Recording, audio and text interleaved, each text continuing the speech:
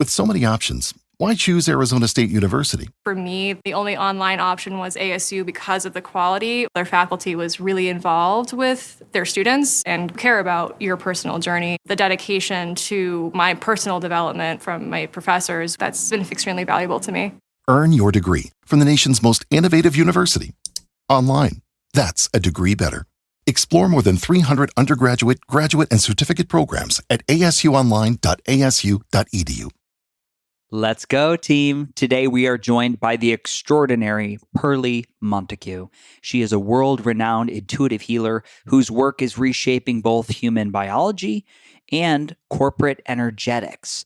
After a near-death experience, Pearly awakened with a remarkable gift, the ability to see energetic trauma in vivid color and structure within the body, patterns that disrupt physiological and biological functions. So with advanced training in craniosacral therapy and energetic healing, she has developed her own signature modality, from transforming individual health to clearing energetic blockages in legal cases and business ventures.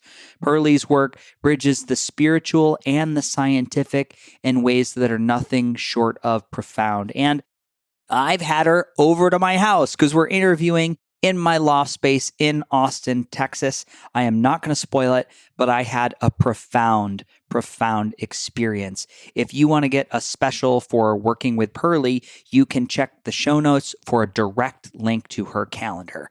Let's go. Welcome to the Beautifully Broken podcast. I'm your host, Freddie Kimmel, and on this show we explore the survivor's journey, practitioners making a difference, and the therapeutic treatments and transformational technology that allow the body to heal itself. Witness the inspiration we gain by navigating the human experience with grace, humility, and a healthy dose of mistakes. Because part of being human is being beautifully broken.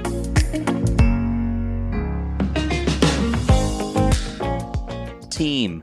After battling Lyme disease and cancer for 20 years, I'm always on the lookout for cutting-edge ways to slow biological age and repair damaged tissue. A key factor is our body's ability to produce stem cells, a process that unfortunately declines sharply after age 30. In fact, age-related disease can reduce your stem cells by up to 50%. This is where stem regen comes in. This is a stem cell booster that has personally helped me, increasing circulating stem cells by up to 300 million in 1 month. You heard that right. Stem Regen optimizes your body's repair system using powerful adaptogens to naturally enhance the stem cell production within the body. For full scientific deep dive research, you can check out episode 179 with founder Christian Drapeau. And I'm excited to share that Stem Regen offers a 30-day money-back guarantee on purchases through the official website. You can use code BeautifullyBroken for $30 off your first order. Let's go, let's grow, let's repair. Ladies and gentlemen, new product alert. Silver Biotics is introducing their next generation of muscle relief cream. So whether you're an athlete, a weekend warrior, or you're just trying to make it through the day like myself, the new product Recover is formulated with powerful, clean ingredients like their new technology, their 20 parts per million patented silver solution, arnica, jojoba oil, menthol, magnesium, and hyaluronic acid. This cream has provided me unparalleled relief in the gym. If you know me, you know that I'm always doing leg workouts, quads, hamstrings, calf. It is like the base of the pyramid, and I'm trying to get rid of these baby bird legs, but that leaves me with incredibly sore muscles. So even a small amount massaged into my legs, it's non-greasy, it's very quick to absorb, and you feel it for a few hours. You can use this up to 3 times a day, post-workout soreness, or just for everyday fatigue. The biggest thing I love about Silver Biotics is they give a 30% discount to the Beautifully Broken audience. You are getting this stuff at cost. So to keep moving strong and keep moving, try Silver Biotics Recover. I love it. You can use code Beautifully Broken in the cart, and let's rock and roll. Ladies and gentlemen, welcome to the Beautifully Broken podcast. I am here with my new friend, Pearly Montagu. Welcome to the show. Thank you. Morning. Morning. Pleasure to be here. And this is also like this is the first trial run of the what am I going to call this? The new podcast space, but it is a loft in the house. So Beautiful. yeah, we have natural light. We've got The trees light streaming through. The sun is shining. It's so much to be grateful for. So much. How was your morning? Beautiful. I always try and anchor my mornings in the spirit of how you start your morning is how you start your day. Mm-hmm. So I did my gratitude list this morning. Mm-hmm. And then I did a 4-minute hack, courtesy of Zach Bush, which I love. Such a great workout. And then just another small little mini workout. And then some tapping, which is really powerful for shifting into the parasympathetic nervous system of just feeling very grounded and centered and calm. How was your morning? It was good. Mine was, so I will often do morning hacks, as everybody that listens to this podcast knows. I typically would do red light. I would stand in front of a red light therapy panel. Oh, wow. And I might jump in the cold plunge. Oh, wow. And then lately I've been listening to guided audio tracks from any inspirational speaker you can even imagine. Right. Anything from like Martin Luther King to, I've listened to Zach before in the mornings, just somebody that is speaking, it feels like through a channel. Yeah. And I'll just let the words roll over me. And however I'm, working with that is like, I say, it's like medicine in the morning. Is the infrared thing you do, is that for your skin? You stand in front of a panel that's that's one benefit, but the red light, it essentially moves through the dermis of the skin and it helps to charge the red blood cells. So we get more potential for making higher energy. There is a side effect that because of the voltage or the charge of the light that you do get better skin. Yes. Yeah. I keep hearing about, I think the Rich Roll podcast, he was talking about that. Yes. Who I love that. But the other thing I really love, which I often listen to in the shower, it's, have you seen Denzel Washington's speech that he did for a big graduation of, I think it was quite a prominent.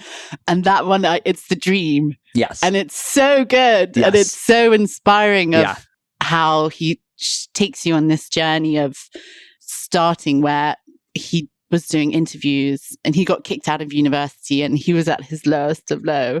And then he goes through the point of going into a theater where he went for a job that he didn't get.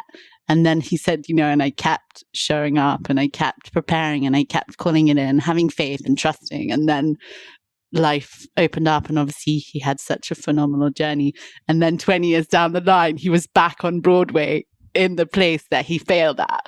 And I find it so inspiring, as there are so many on YouTube of those wonderful things, but that's the one I always come back to.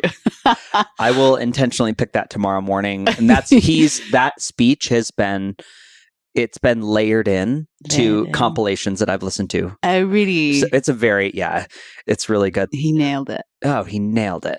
There's some great Vince Lombardi. He's a very famous football coach and just getting people to these level of peak performance in the morning.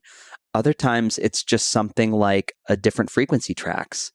There's an app I have called Newcom. Okay. And there's one that's like a primer. Do you know Tony Robbins? Yes. Okay. Yes. So Tony does a priming verbal like talk up, but it's layered underneath it is like a different frequency equation to get your brain into that peak state, that like really high intense gamma. And that's also incredibly powerful. Nice. You just got to be careful what you do with that energy because you can take off like a rocket. Yeah. And need to stay grounded. Yeah. The other one that I love is, have you seen the Steve Jobs one where I think it was at Harvard? Yes. And that one is really, and it's always the same story, like with you and with me, where it's those moments where people feel really broken and then it ends up being the making of them. And him being kicked out of university, for those who haven't seen it. Him being kicked out of university where he felt guilty because his parents, who didn't have a lot of financial means, were paying for this thing that he didn't connect to in terms of education. And then he ended up because of dropping out, he ended up doing what ended up being birthed into Pixar, which ended up being one of his first billion-dollar entities. And it's always so lovely to stay anchored to these sort of inspirational figures who've created so much. Yeah, I think that's a good opportunity I'd love to drop in, what was a time where you felt beautifully broken, or what was a time that was extremely hard for you in your life, which was a catalyst for change? It's a big question. I guess my 29th year was a really huge, I felt like my life was cracked open, and I had the experience of being in quite a serious accident, and I had a lot of injuries to my upper body, and I ended up in hospital and had just such a huge experience of a new reality and my body not working in the way that it used to, and just having this 7-year journey of really having to fight for my health and really having to mentally and physically rebuild, and just going through that journey of courage and faith and keep showing up and just rather like that wonderful book by Deepak Chopra, Quantum Healing, which is like, in Dr. Joe Dispenza's work, it's like, just keep believing that every day you're going to get better and better.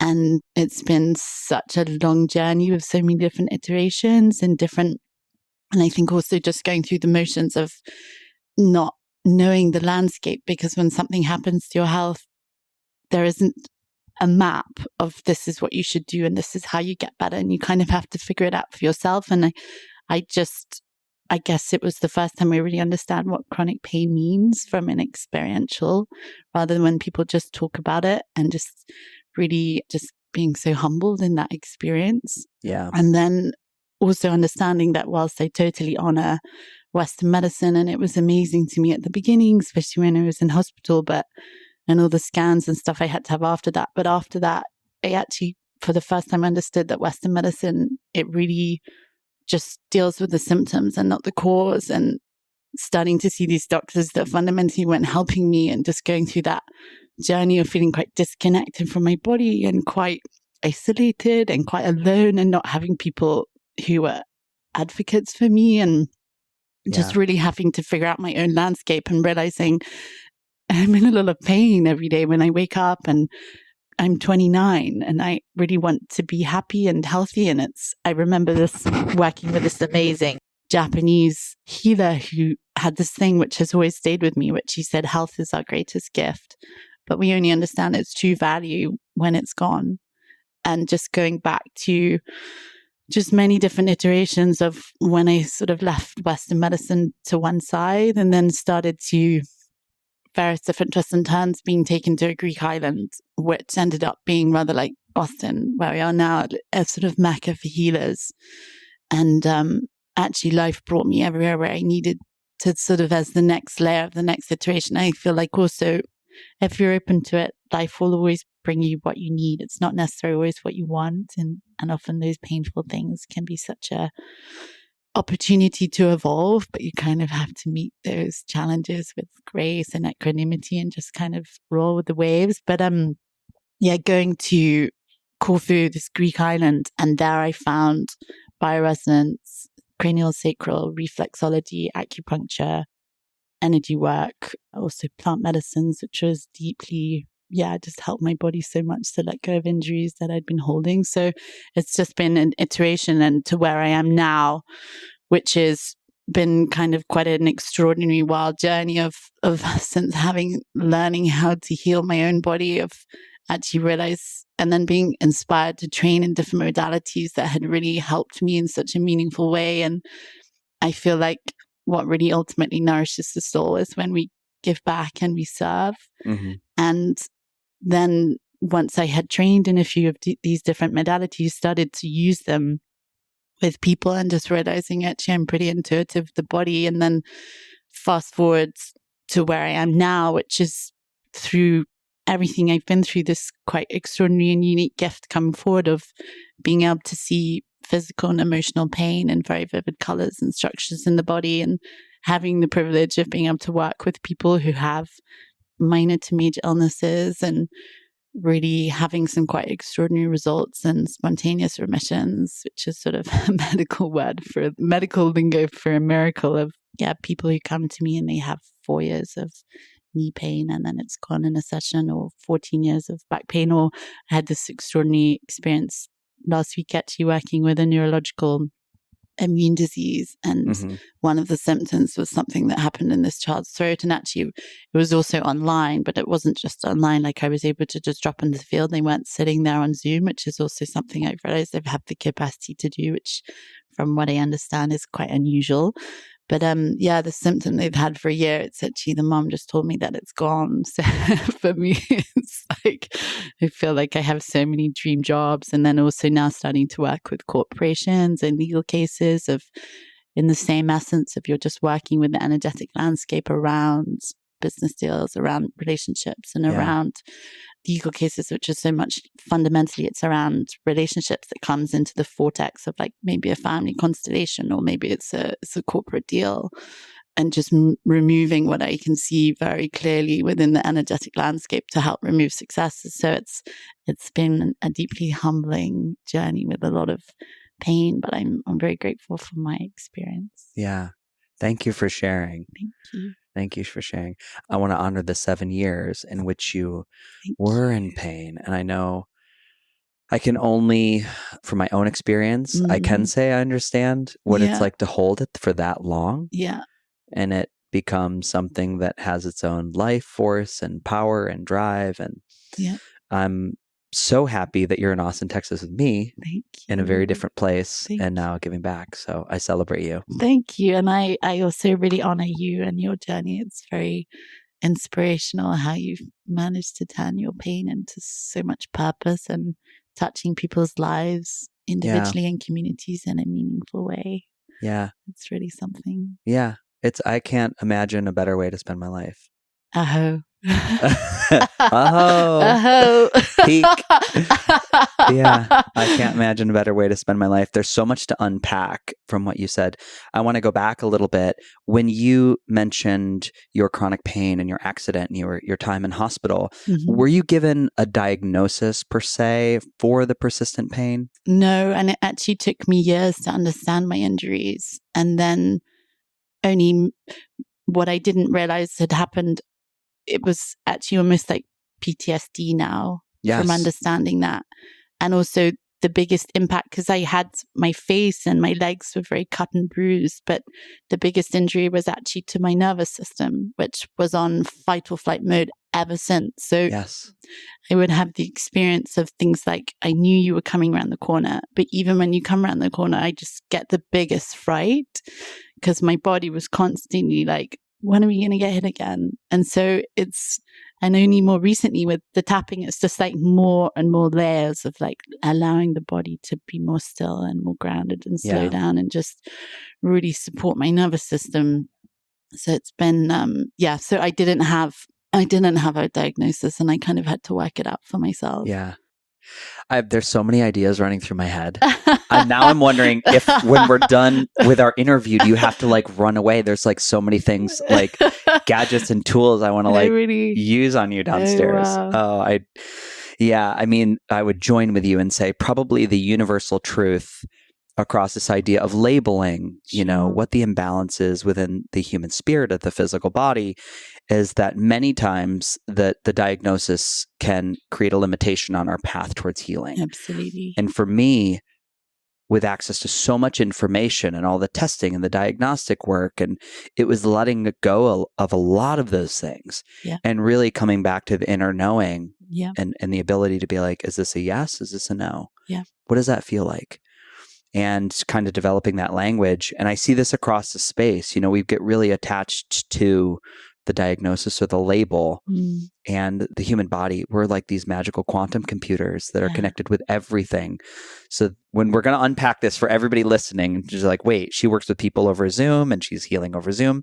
And also when they're not sitting on Zoom, there's some very busy CEOs I work with when they're in pain, they'll just message me, drop into the field and move stuff around.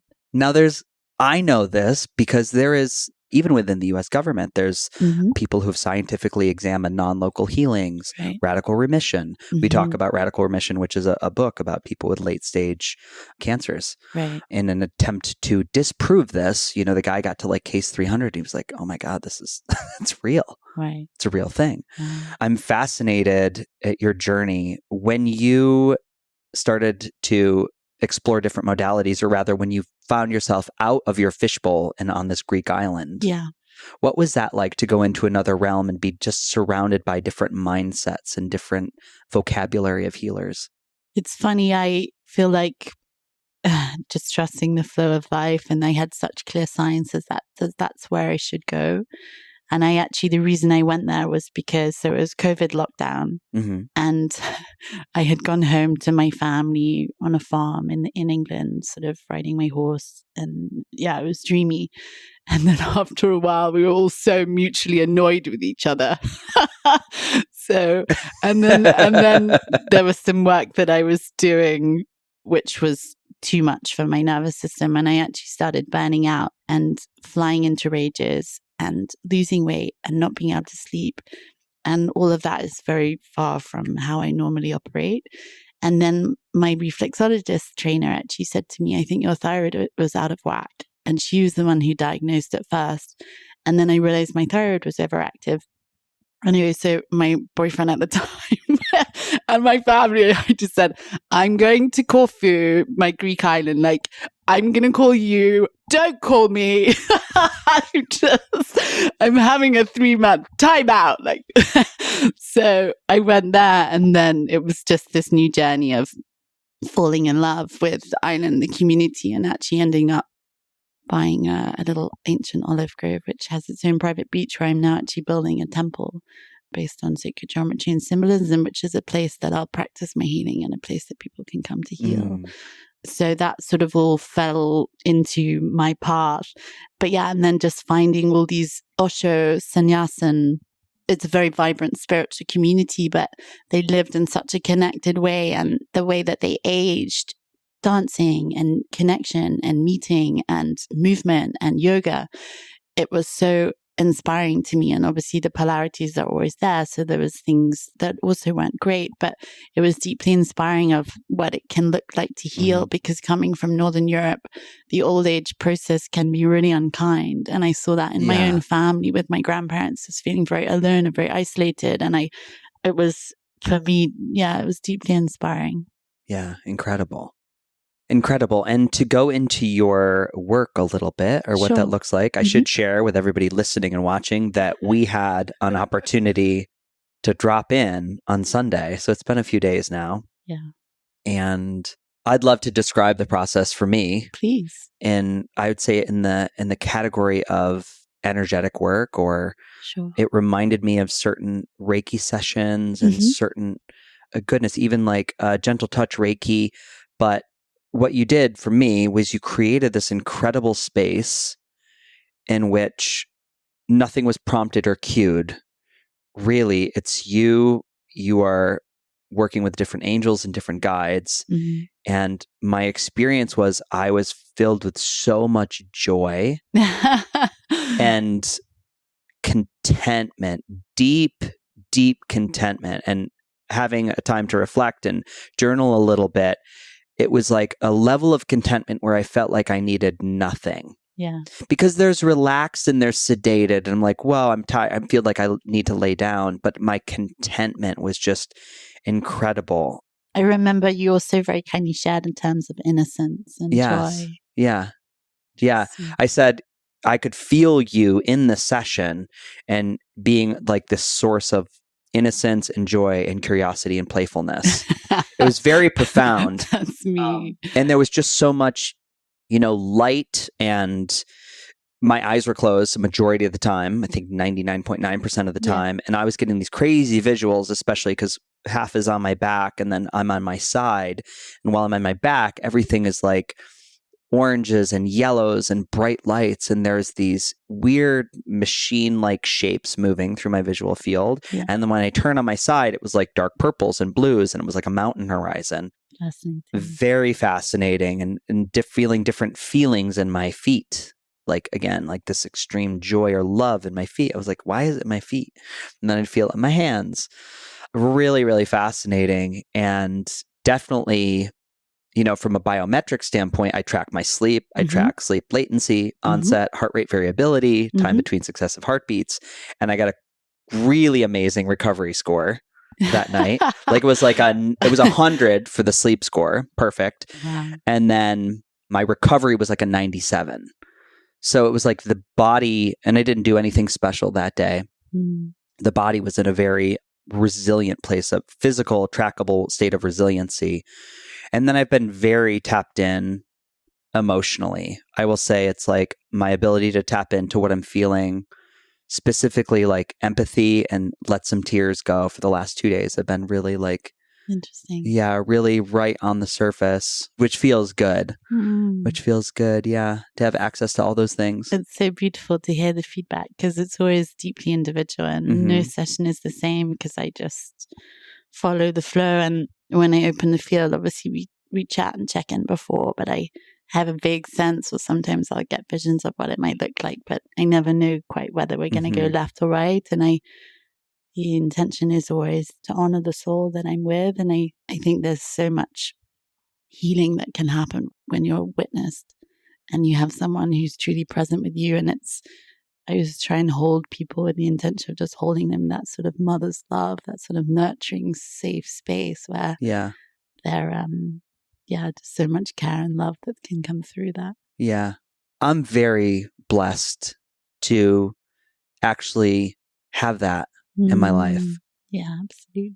From my partner, from the people that are around, that live around Michael, who lives on this property, this community that I engage in.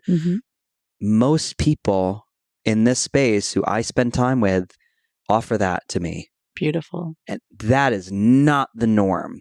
And this also came up in me writing until you had prompted me. Right. And reminded me, it's like, I'm holding you in a way that is similar to the mother's love, this unconditional love. Yeah. Because I think also, sorry to interrupt you, but I think also it reminds me of water, because I'm actually building a Watsu water temple, and a Watsu, it's a very specific water therapy, which is Japanese, and it's at 29 degrees, which is the same temperature that the womb is. And the essence of why it's so powerful in these extraordinary sessions that you can do in water Watsu therapy is because it's all about water. It takes you back to the womb, basically, but it's about water holding you unconditionally. And so it's about unconditional love.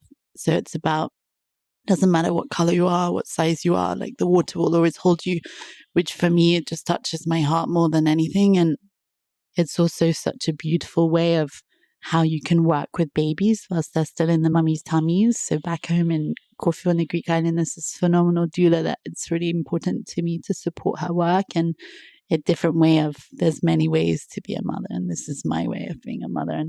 But just going back to the water, it's something that's just deeply meaningful to me. Yeah, because there was water in the session. You had like a little tray. Yeah, it's because water is an element, and it sounds so silly, but I only discovered it a few years ago when doing a ceremony, and we had to go to this waterfall before and after to wash, and actually just really understanding water as an element which cleanses and clears. And I just hadn't got that memo until then. Yeah. We're learning all the time. All the time. All the time. All the time. Stay curious. The waves keep coming. Yeah, I think if you're open and also play with the power of prayer and this magical world that we live in, this infinite intelligence that sits behind our lives, and you can call in whatever you want, and you can dream whatever you want to dream, and as long as you work hard and keep showing up, there's extraordinary things that you can do and achieve is how I've lived my life. And I really have seen that again and again. Yeah. Life can be really scary. I mean, I think sometimes, if you allow yourself, especially I found, to stand in the role of the healer where you're holding space, and when you're holding for other people and to see their pain, it can get pretty intense. And I'm always wondering, from your aspect, how do you keep yourself clean from what comes across in a session or that you don't pick up into your energetic field, which is a real thing. I guess for people listening that don't share this belief system, if you've ever been in a room and you have ever engaged with somebody who's just really low and dark and depressed, even negative and depressed and maybe manic, and you're not sure how, and it can stick with you for a little while. I just had this happen last weekend with a woman, and she's come at me a couple times on the phone and in a really dark way after I've overextended myself. And I still have to engage because of the agreement that we're in. And it's hard for me. Every text, every phone call, I have to do protection prayers, a little prayer, or I just clear myself and I remind myself, Freddie, this is not about you. She's hurting at this time. Please show up with the highest and greatest good for her greatest possible outcome. And hurt people.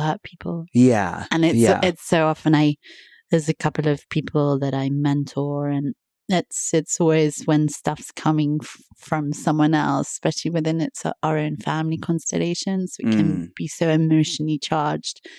It's always so helpful to remember that what in someone's being unkind or mean or hurtful, it's their unkindness from their pain. So if you can try and meet that with compassion, and then that's a way you can sort of transmute. And also there's different protection prayers that you can do, which is in such a simple way of, in the spirit of where intention goes, energy flows. So just visualize yourself in a protective ball or of white light or whatever it is, in such a simple way. It's not complicated. And then when you go into a space or an interview or something that is quite triggering for you, it really does move the dial. But it's such a great question because it's so fundamental to me being able to keep showing up and serving people and helping them in a meaningful way. And I have a ton of protection things that I do, like with water to cleanse and clear and to use Palo Santo. And then I have very specific protection prayers. And then I use rose oil. And back home in Ibiza, the water is ultimate medicine for me. And so I swim in the sea a lot and always just setting my intentions to clear and cleanse. And so those are kind of most of the layers of things, but I keep building and building, and then I have the capacity to hold more and more and do more and more sessions, especially as there's a lot more demand that I've been lucky enough to navigate. Yeah, incredible. Incredible. That's so important. Yeah. What's really interesting to me is I want to go back to this. I have not a negative attachment, but I have when somebody says, oh, you can use prayer and you can use this. Sure. Everybody has a different relationship with prayer or organized religion, or, I find for some people, it's how you use that word. And your intentions, I guess you can say, you can set your intentions. You could set your intentionality. From a place of gratitude, which is also neurolinguistic programming, or you can call it manifesting, or if you want to play the semantics game. Yes. Well, I can tell you whatever you call it, what was we did one together at the end, we did a prayer. Yeah. Was that the Ho'oponopono prayer? No, we did that one, but then we did one of the saints. It was Archangel Gabriel. Archangel Gabriel. Or Archangel Michael, the Archangel of Protection. Archangel Gabriel is he's the angel of white light protection. So I work a lot with white light. So it's one of the prayers that I do when I open the space to someone. It's that I'm a channel of, as I'm working with them, I'm filling them with white light. And that's often what's mirrored back to me, because I don't talk through the sessions, but people often share that they're seeing a lot of white light. Yeah. I'm always amazed when I can remove my attachment from it, how powerful it is as a practice. Yeah. And like you said, it is semantics, but they're incredible lyrics or how the dialogue is laid out, that it really does change the programming in your mind, and it changes your awareness, what you're open to, what you're allowing within your body to be healed. Very powerful. Yeah, but I think also in the way that it's our thoughts that create the reality and the filter of how we see the world, but it's also in such a simple essence of, if we have a session together and you are open-hearted as you were to the possibility that I was able to help you in such a simple way, I then am able to help you. But if I'm working with someone and it's never happened, and I also wouldn't do it, which is if I'm working with someone that does not feel that I could help them or that energy medicine works, then I totally respect where they are on that journey, and honoring them. But it's also the body will follow that in the same way of quantum healing. If you feel like you're going to get sick, when you meet those people, when I see it, and everyone has a radio channel that they run on. People are always happy, or they're always joyful, or they're always stressed out, or they're always busy, or they're always chilled, and it's always, or they've always got problems. But actually, if you can change that channel. Yes, you can change the channel. Like your genes, it's like you can wake up every day and you can change your life today, and it doesn't require any money, by the way. And it's not.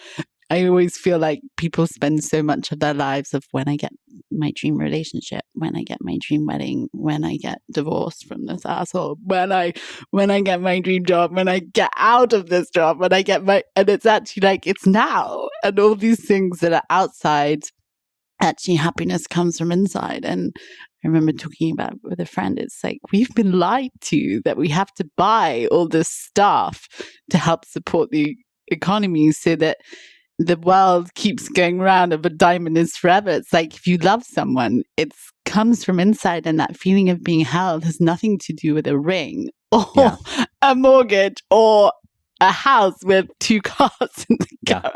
So it's like, I feel like there's so much that's been lost of coming back to actually, there's so much less that we need, and keep life simple and happiness and joy of how you wake up. When you wake up in the morning, how do you feel? Like, I've woken up in the morning and been in relationships where I've been in, a beautiful, beautiful home or a stately home or whatever back in England. And actually, fundamentally, it wasn't the right fit and I wasn't happy. And so that doesn't serve me. So I'm not going to stay. Yeah. I'm just living in Ibiza in a beautiful little sort of temple space. And it's really small and sort of gorgeous and humble, and that's what brings me joy. And so that's what I'm anchoring to. Yeah. I'd be interested to have your insight. I mean, I would say for a degree, I don't own this home. I rent a car. I don't own a lot of stuff. I have a lot of wellness equipment because that's my addiction. But I would be really interested to have your take on, has your experience being in chronic pain and having an accident and having all those things taken away, has that helped you with what you find as a priority, what your physical needs are on this journey?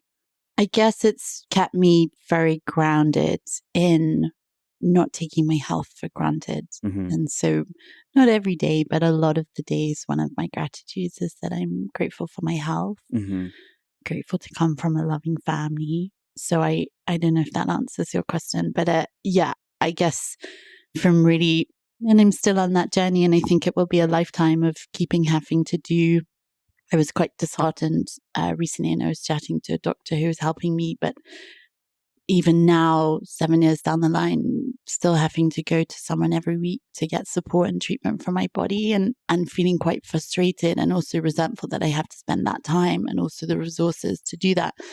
And actually, he was helping me to understand that actually the more support that we give our body, the better. And there's a lot of people who are really sick who spend probably $6,000 a month because they have really significant illnesses, and actually to spend a lot, 10% of that or whatever, actually to support my body is a good thing. So it's also been a slight mindset of a sort of new framework, and something I realized I'd slipped recently of like just feeling like focusing on that I'm in pain and that I'm actually slipping. And why am I slipping? Because it's been 7 years. The body, I'm sure your audience know this, but after 7 years, every single cell in the body is different. So from when I had the accident to now, like I'm a whole new person.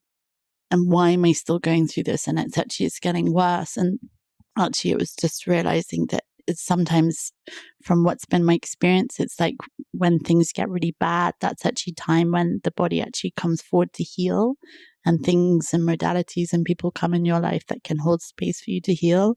And that's actually been my experience. It's been kind of 3 months of sort of feeling like I'm in this sort of shadow tunnel, and also actually for the first time really starting to cry about the experience and actually what I've been through. And crying is obviously such a release for the body, and sort of the next layers of just letting go the charge and the memory, the muscle memory, and the sort of myofascial release. So yeah, it's been quite a journey. Yeah, our cells remember. I always think at the times, especially when we're in hospital and we're out, when we're under anesthesia and they're cutting through the body and doing surgery and removing pieces. And such a big thing. It's a big thing that I don't think we always think about. Well, just because my very small part of my conscious awareness was subdued, the rest of the body feels those things. Yeah. And over time, with all the stuff that I've done, I've had many different waves of very intense, profound emotions come out through the body and leave. And then many times I'll feel worse for a little while. Right. Maybe the symptoms exacerbate. Yeah. And then there'll be like a regression. But it truly is like the ebb and flow of the tides. Yeah. It's ever coming and ever changing. Ever changing. And water remembers. Yeah, I know. And mortar remembers. Water remembers. But it's been a beautiful process, really and truly. And I think I would just join with you in saying it's now. Now. It's not about if 100,000 people hear this interview or 4. This is ours. Right? This is our moment in time. And power of now. Yeah, there's no expectation on what happens after this other than sharing the moment, capturing, and putting it out with intention. Absolutely. That's it. I mean, I think also when I meet people quite often who I'm lucky enough to work with or operate with, who operate at a very global level, and actually the people that I really respect who are doing really higher purpose work, and when you have the privilege of being able to observe how they operate, and they're very present in whatever they do and how they show up in the world. And it's really, I think sometimes we can overcomplicate things, and also with all the biohacking luxuries, which I have some reservations about. But obviously that's a whole world of which there's a very limited knowledge that I have. But it's, just there's so much when I have seen again and again, whether it's in a relationship with a loved one, just to be witnessed and seen, or whether you're working with your inner child from something that happened when you were little that was never resolved, or just being with someone or a friend or in an interview. It's always, you always get the most out of people when you're just truly there and just hearing them and seeing them and just being present. Yeah. What are your reservations about the biohacking? Give me it. Now, I want to say for me, it's I don't love that word. I mean, I look at it, we're using innovations in technology to accentuate or complement human physiology and spirituality. And all that for me would be I'm going to open my toolbox and I'm going to use a tool, but it's me, right? I'm the wizard, right? And I'm just using this tool to come in and create another energetic dynamic within the space between us. So I do, in terms of biohacking, I do not feel like I have enough meat in the bone for you and I to just go there and it's a fascinating, I think intuitively, if you have something come up, I think it's valuable. So I don't know enough about specific products, but I guess I more have a general reservation about, I'm sure there's stuff in the biohacking industry, and I don't know how big the biohacking industry is, but I imagine it's pretty decent. No? Is it not? I mean, I think biohacking is very niche. I think I would say anybody interested in feeling better and doing better and living better and expanding their capacity as a human being, some of those people are going to look to elements of technology to assist that. But I think it can all fit in this realm of health and longevity and wellness. So I think it's massive. I see the lean in from people that would have never asked me, that go to the pub every night, that don't eat clean. They're like, do you think I should buy this red light? And I'm like, you should do some other things first, but here's what this red light does. So it's a way in for them because they're listening to something like, I shouldn't feel like this. And so they're drawn into the conversation through what you could argue is a bright, shiny thing, like the diamond ring. There's a convention and a story behind it. Yeah. It does do something for health beyond, just sitting in front of a little red diode. There is biological benefit. And there's so much more to the conversation to expansion and health. But the only thing, and please correct me if I'm wrong, because you would know so much more about this space than me, but in terms of the infrared, from what I understand, what I've been told from a doctor I really respect, which is I think the infrared saunas, for example, that technology is thousands years old from what I've been told. And so with the infrared stuff, I feel like it's like a cake that they're remixing it and then turning it into a different, but actually that technology has been around for thousands of years. Well, millions, it's the sun, right? But you can't sit, there's nowhere I can sit in my home and get in a little portable infrared sauna, which is a spectrum of light or heat that's going in the body and it's generating internal core temperature and my body's off-gassing environmental toxicants. Right. Like it's quite a piece of wizardry. Right. You know, it's like wizard science. So, and it's all how you use the tool. I do think energy behind the action is so important for me. Intention. Yeah. Intentionality. Like what's behind this? Like what are we doing right now? How am I working with the body? What do I want to ask of it? But I would also gently challenge you, which is I was with my lovely friend Dan Butner, who's from the Blue Zones, the pioneer of the Blue Zones. Yes. And his thing with all the different communities in different parts of the world that he spent time in. And actually the thing that he found, which was the common theme between all of them, is community. Yeah. And I think that's ultimately the health and longevity 100%. you want to anchor in, which doesn't involve any money, though obviously it depends on your geographical landscape of how connected you can live and what that looks like.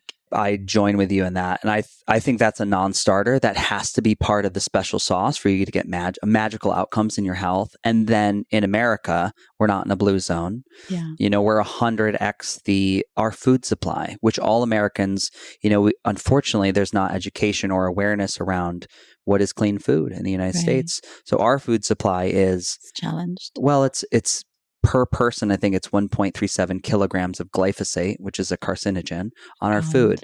So if I think about, and you know, it's always a thought experiment. I'm like, well, if I meet Americans where we're at, we need a little bit extra as far as like, we have a physical body that we do need to honor the physics of the principle. So, you know, supporting drainage pathways and detoxification, I think I'm an optimist, but I'm very worried about the long-term implications of what's happening as far as like Parkinson's, autism, neurological conditions, and cancer, and especially in young women. So those things are rapidly accelerating and not always like if you looked at a heat map of the world and you looked at Europe or you looked at the blue zones and you looked at America, I mean, you could say it's an energetic thing too. And we can also say, well, these chemicals are in excess here. They're not necessarily here.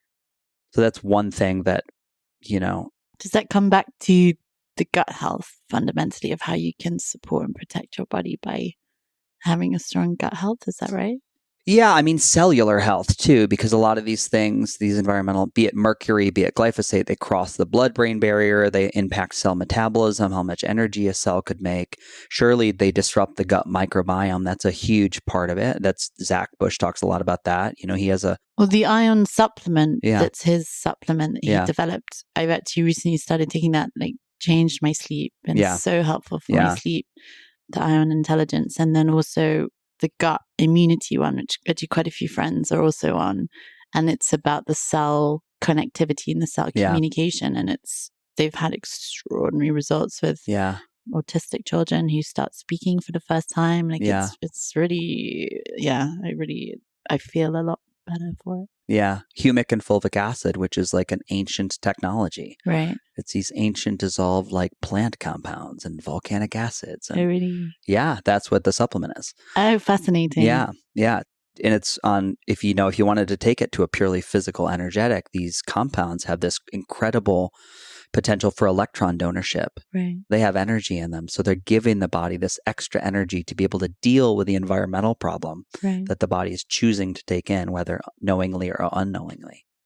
I guess there's so much that our body is unknowingly dealing with, especially for those living in cities. I remember my meditation teacher was saying that the exposure that we have, I guess, at the electromagnetic field with Wi-Fi, for example, from 15, 20 years ago to now is so, I think he said it was something like 15,000 times in terms of X. And then, not that I have any issue with 3G, 4G, 5G, but I think it's also potentially not all good. Well, it's and again, I even with that, and I agree with you, it's like we could easily go through the world right now and find so many things to be afraid of and create this world of fear. Yeah, Like, look at indeed. how awful and how bad. And, anything from the, you could say electromagnetic smog, environmental toxicants, air quality, water quality. And I think that you do need to, it's polarity. You got to have that awareness about like what the physical body needs. And then what is the story behind all that? And where can I have agency? Yeah. Yeah. What can you do with what you have and just try and control, like, for example, I always turn off my Wi-Fi when I go to bed and I can feel it. I remember because I travel a lot, but when I get home back to Beeson, I remember once I left my Wi-Fi on and I came home and I guess because I'm very tuned in and I can really feel probably more than most, but I really felt it. Yeah. It was kind of like, oh, okay, interesting. Okay. Yeah. We've had the house tested. So like, this corner bedroom over here is like nothing. No Wi-Fi? I mean, even if the Wi-Fi is on, it's like that room. It's like for whatever the construction of the house is, whether the metal's in the wall, it's like it's a dead zone. Okay. It's like there's no even radio frequency. For some reason, that corner room is like it's protected. It's like it's a protected safe room. Beautiful. Yeah. I wonder if you sleep better in that room than your other room. I don't. I don't. And I've tested it every way to sideways. I find because I take a humic and fulvic acid every day, and I do take some good antioxidants. And then the things like the red light and the hydrogen, these are all selective antioxidants that are working in my system. I don't find switching off Wi-Fi impacts sleep. What I do, for me, what really impacts sleep is if I do a little work on my vagus nerve before I go to bed. Like the tapping that we were doing just before. The tapping. And I just have a little vagus stimulator. It's a little current that just sits on my nerve and it runs a little frequency pulse. And I've been testing it for 3 weeks and it's like. Your sleep really. I mean, if you. Consistently. Because for those who don't know, the vagus nerve is the biggest nerve in the body and it runs down our neck all the way down. And from training in reflexology, that's the one thing that I always used to. I don't do reflexology so much now, but it's the one thing that I would always go to just to allow people to drop, or if you have a session with someone who's supercharged and they just need to just calm down.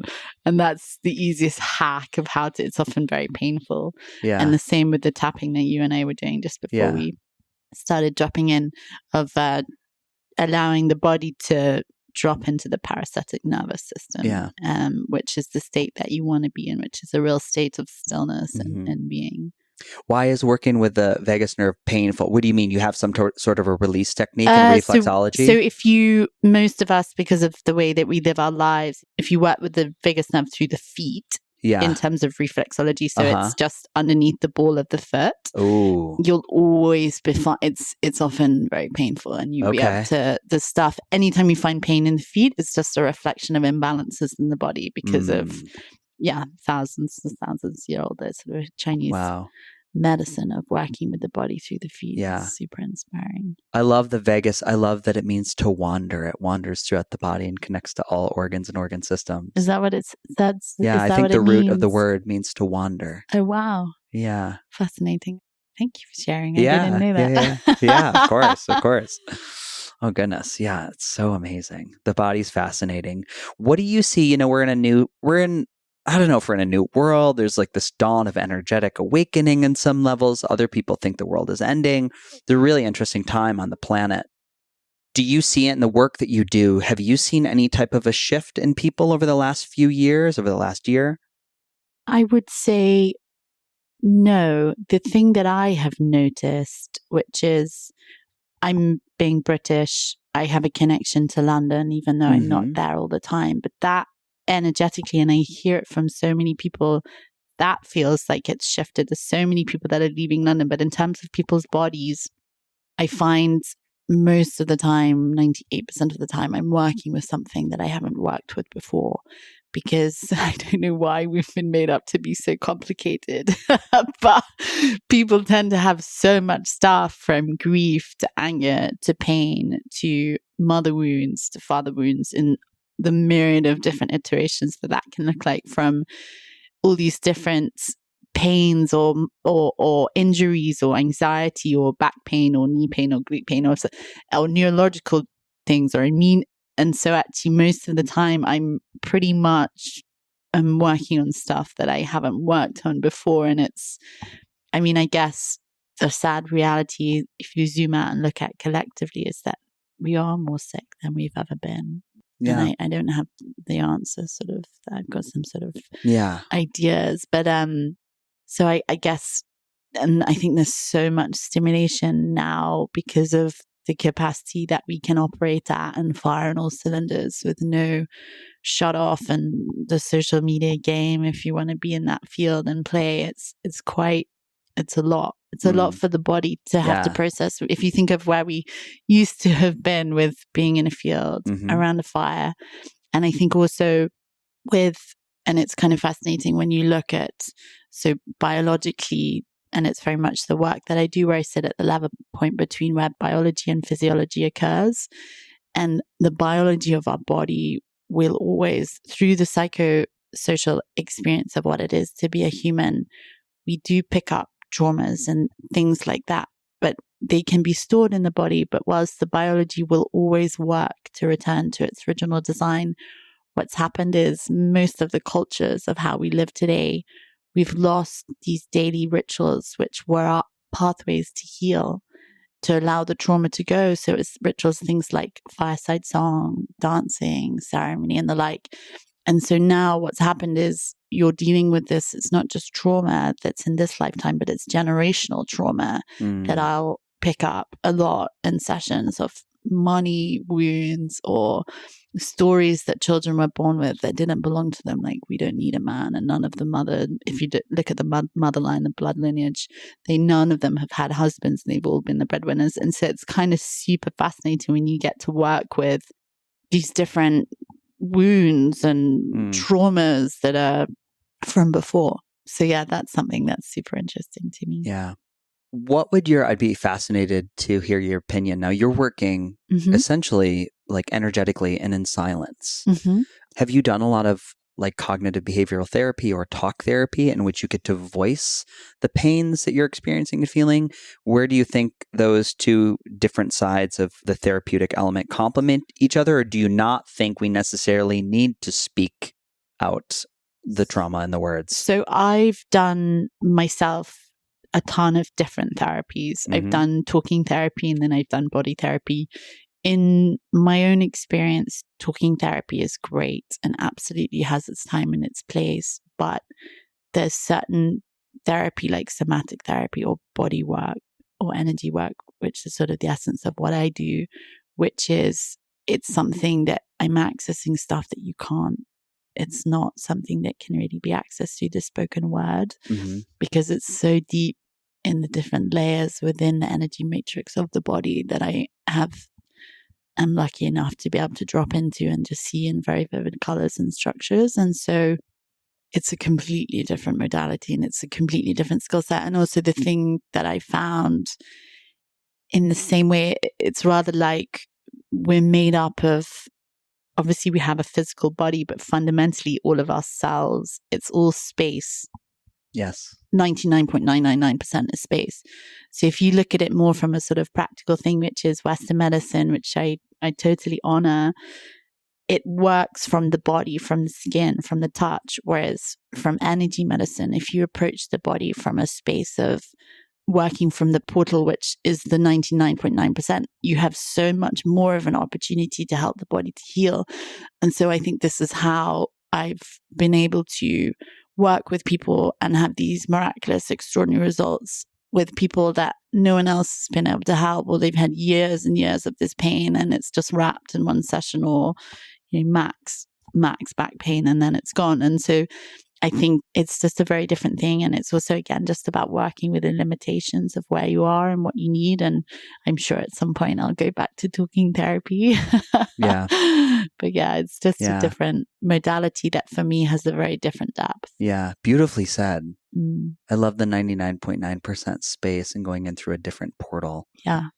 Because we're these dense meat suits that hold a lot of secrets. And I also think about the idea of how much runs on the subconscious. Yeah. That we're not, it's such a fraction of our awareness that is conscious witnessing. I think it's It's like 65 bits a second versus thousands and thousands of bits of information that the subconscious is taking in and creating the decision-making process. But I would also challenge you on that, which is, for me, in my experience, you can reprogram the mind and you can build neural pathways every day. And I always love, in terms of, there's no need to reinvent the wheel. So if you find someone who's brilliant, so I was with a really big founder a couple of nights ago, and he built multi-billion-dollar company, and he had this mantra, which I asked him to share with me, which he's had since he was a child. And it was, I'm lucky things happen to me, and I feel really lucky, but really connect to that feeling when you say it. And it's something he's said every day since he's a child. And I very much live my life on a mantra of deep gratitude and feeling unbelievably humble and blessed for the life that I live, and feeling so much abundance and opportunity. And it rather like what we were talking about before, which is your thoughts create your reality, and the filter of how you see the world. Rather like you and I in this same space will have a completely different experience of a shared experience.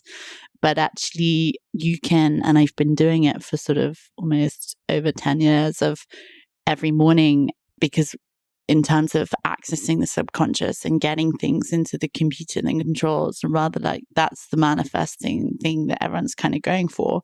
But when the mind is half asleep or half awake, first thing and last thing, it's easiest ways to reprogram the mind, to build these new neural pathways, to change our subconscious. And then life just starts to pivot, and what we give up comes back, which you know. Yeah. Yeah. Fun. Yeah. I'm thinking about the different states of the brain, the different wavelengths, from delta to theta to alpha to beta to gamma. And it's just so funny. There's the way I look at it a lot of times, it's like, what I know is like, these are the brainwave predominant states that allow reprogramming to happen. Like some people, like Tony Robbins, is going to try to get you in a certain state. And so where his NLP will be more effective after a weekend event. And everybody just works in such different ways. Yeah. It's really wild. Yeah. Yeah. But I think the neurolinguistic programming, or mainstream manifesting, as it's widely known now, I can only speak from my experience, but it's so fundamental to how I live my life. And there are so many very tangible, very big things that I have called in, also smaller things. It's not quite so important to me, but still, from little to big, whatever it is I'm focusing on with it, whatever project that I'm doing. And there's a lot of big things I've been able to lift, because it's like you ground yourself, and it's like you're constant. It's like going to the gym and creating. And it's always, I always think the mind in terms of meditation, it's like the mind is like a runway. And it's like, is your runway like a London Heathrow, one of the biggest airports in the world, where the biggest jumbo jet can land every 90 seconds and it doesn't shake? And that's your all, versus being a runway, which is like an African bush runway, which the biggest airplane in the world will land and it will be a complete shit show. So it's like you can constantly recondition and refine your mind. And I think this was actually really super fascinating for me, because when I reflected back, so my 29th year was like such a painful, talk about a phoenix rising from the ashes, and then sort of a death and rebirth. But leading into that, I had a breakup which ended, and I was so broken and shattered, and it was just I just felt so dishonored, and it was just a really painful experience. And then meditation carried me through that breakup, just meditating through the pain. And I had sort of 6 months of really refining my mind.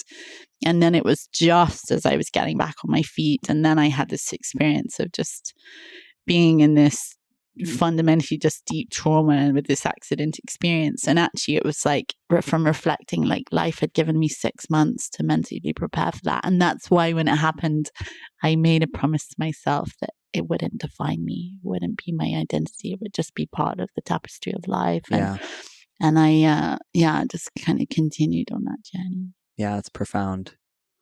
That's going to help somebody. I hope so. It was peak. I felt it. I was like, oh, somebody's going to hear this moment, really. I hope so. Yeah, pull some magic from there. So in your world of working as a healer and an energetic healer, like Mhm. where do people find you? Where do they go learn more about your work or your presence? Are you a social media online person? I am social media, so it's on a Pearly Way of Life on Instagram, and then I also Can you spell that? a Pearly Way of Life. So A dot Pearly, like a pearl that's in an oyster in the sea. Yes. Pearly with a Y, Way of Life. Okay. Way of Life, and it's got dot Way of Life with a Great. dot. Be in the show notes. Yes, it will. And then through there, I have a website which is called Mandalay.org. So it's MANDERLEY. Mhm. And there you can see different things of how I work and just see if it connects and resonates with you. And then I also have MandalayConcierge.org, where I work more with corporations more on a monthly basis and people who it's much easier for them to access my time because it's a little bit limited sometimes. Yeah. And so yeah, I'm working more on with families or individuals, sort of more collectively looking after their health and well-being, and just tuning in, being available to tune in if they're sort of flying around the world or they want me to look after their whole family. Amazing. Yeah. Amazing. Wonderful. Yeah. What a great time. Thank you. Do you want to manifest something? Do we want to call something in? I think my prayer whenever I do podcast interviews, it's always grounded in the essence of so much of what I do, which is higher purpose, which is about giving back and serving, and hoping that the message that's come through our words touches people and enables people and communities in a meaningful way. Because I think when you light someone up and you help someone to heal, they show up with their families and their communities and the teams around them that can really thrive and really help people in a meaningful way. So. Yeah. Beautiful. Beautiful. Let's do that. So it's the Beautifully Broken podcast. So I have to ask you, and we've talked about it a little bit at the top of the show, but what does it mean to you to be beautifully broken? It's deeply humbling. Yeah, deeply humbling, I would say. Sprinkled with gratitude and a lot of humor, and then just keep showing up. Yeah. And if you had a magic wand and you can turn in all the television studios and people's phones, they're going to tune right in to Channel Pearly. Mm-hmm. At this time in the world, what would you say to everybody if you just had a minute? I would say find gratitude in as many moments as you can. And first thing when you start the morning and you open up your eyes, just even if it's one thing, just focus on one thing that you're grateful for. And before you go to bed, just think of one good thing that's happened that day. And it's when you start to look for those one things, then it changes your world slowly. Yeah. Awesome. Rinse, repeat, keep doing that. Friends, we're here on the Beautifully Broken podcast. What a treat. Thank you. We'll link everything so you can find and follow Pearly online. Till next time. Thank you. Yes. What a pleasure. Thank Big you. love. Cheers. Cheers. Ladies and gentlemen, here we are with season 9 of the podcast. We're about to crest into year 6. Can you believe it? I'm so glad you're still here. And I just wanted to remind you, if you liked the show, please head over to Apple or Spotify and give us a 5-star review. It really expands the listenership. Now, there's one big way you can continue to learn and deepen the relationship that we started in this very episode. You can go to beautifully.broken.world and you can check out our brand new website and store. Listed are all the technologies, the supplements, the self-quantification, the products, everything that I love, I personally use, and I've curated for this audience. Most of the items have a significant discount just by using the link or our code, Beautifully Broken, all one word, and they do support the podcast through affiliations. Now, if you want to see the faces of our guests and you want to watch me unbox products and see reviews, you can go over to YouTube at Beautifully Broken World. Now, this next message is from my vast team of internet lawyers. The information on this podcast is for education. By listening, you agree not to use the information found here as medical advice to treat, diagnose, or cure any medical condition in yourself or others. Always consult your guiding physician for actual medical issues you may be having. Now, in my closing, We are truly in a paradigm shift. We need you at your very best. So use these conversations as a jumping off point for further exploration. Always listen to your own body. And remember, while life may be painful, how we put the pieces back together is a beautiful, beautiful process. I love you so much. I'm your host, Freddie Kimmel.